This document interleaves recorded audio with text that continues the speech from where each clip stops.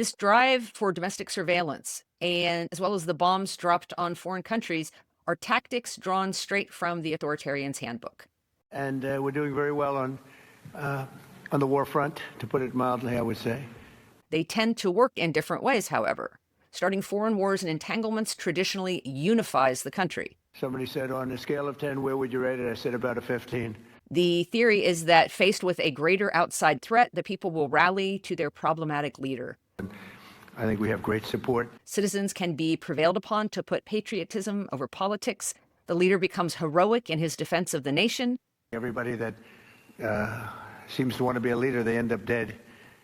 Violence overseas is, in concept, if not in execution, a positive argument, a plea for unity and a vision of the nation's identity and future in a time of trouble, even when that trouble is engineered. And it's an amazing thing that's taking place before your eyes. Domestic surveillance, however, works in the opposite fashion.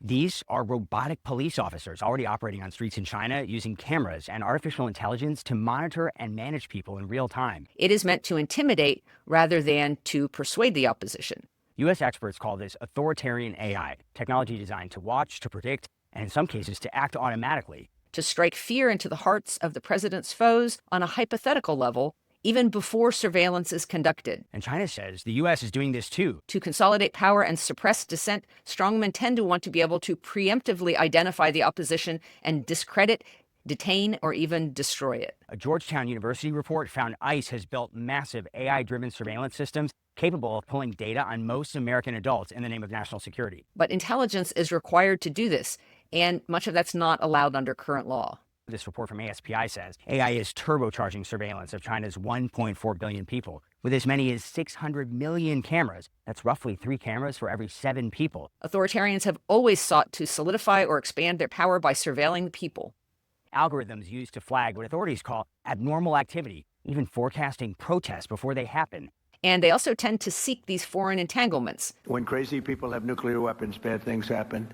Think Mussolini in Ethiopia, the entire Nazi enterprise, or Argentina with the Falklands. So we're in very good shape now. I want to let you know that. But the U.S. has its own history with both approaches, particularly violence abroad, including assassinations and bombings and governments entirely overthrown.